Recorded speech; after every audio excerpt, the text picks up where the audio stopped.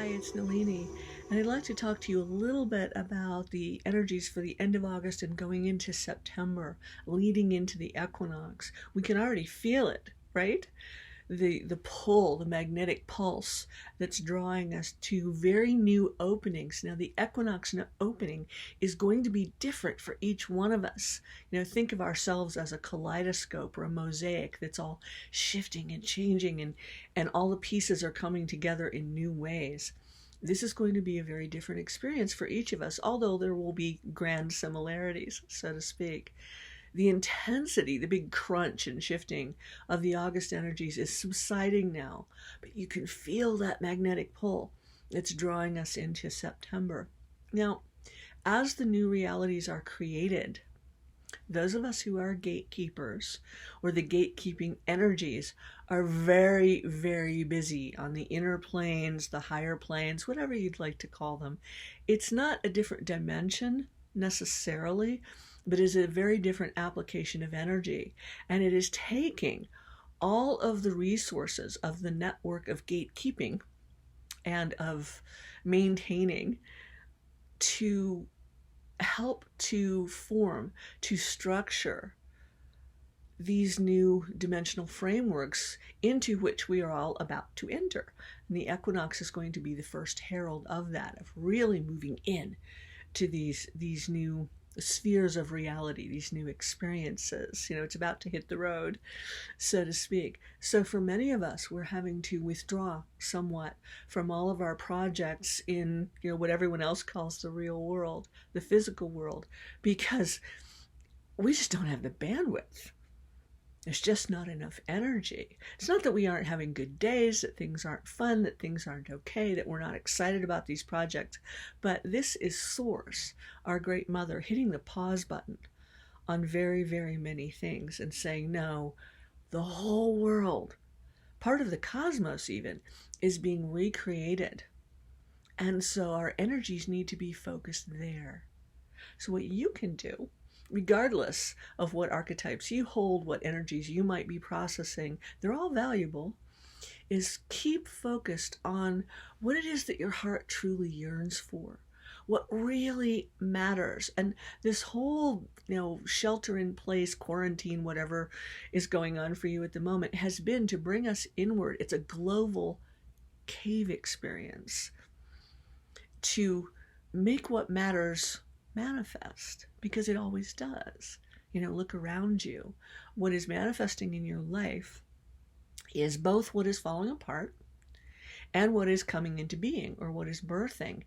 And every single fragment of that at one time in your life has mattered to you, or it would not have manifested. So all of manifestation is shifting and shaking and quaking, and look at the world right now, right? Our inner weather is greatly affecting the outer weather. So the more we can not put a lid on it, that never works, but the more we can shift, release, let go, really tap into our heart's desire, and then let go of the outcome, the specific outcome. The how is always up to Source. The more we can do that, any of us right now, the quicker, the more easily, the most ease and grace will come through these manifestations. And is there going to be a lot of crunch? Well, there is right now, right? One does not want to embrace the ostrich position at this time. Really not a good idea. But what we can do is to move into the purity of our hearts and intend that that radiates through our bodies and thus into our physical lives, because that's how it works.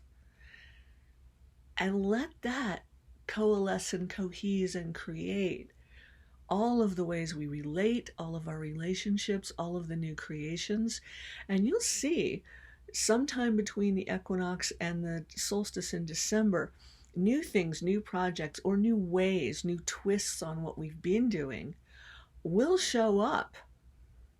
And it will be very much unexpected in lots of very unexpected ways. And it's going to be fun. So the more you can focus on that, like, wow, I can't wait to see how Source works this out, or wow, as Cynthia Sue Larson says, how good could this get? How good can this get? How great could this be? And then take an eye to what is manifesting around you in your life. What are your circumstances? And instead of looking around and thinking, because we're so conditioned to do this, it's no one's fault. Instead of thinking, oh, I don't like that, I don't like that, and well, this isn't working, and those things need improving. Okay, you've got your project manager hat on, and that's a great skill to have. You'll need it later. But instead of focusing on what needs fixing, let that go. Let Source take care of it. Start to look at, well, this works, and this works, and this feels pretty good, and this has a whole lot of light in it. That's the one. Put your energy there. Or better yet, let Source put your energy where it needs to go. And don't fuss so much about the things that aren't getting done or might not get done or what could happen, because no one knows what's going to happen. So, fussing is absolutely futile. But really going to that heart yearning and let it blossom. Let the lotus unfold. It's time. It's going to be a blessing for each and every one of us. So it'll be fun. I look forward to seeing you soon.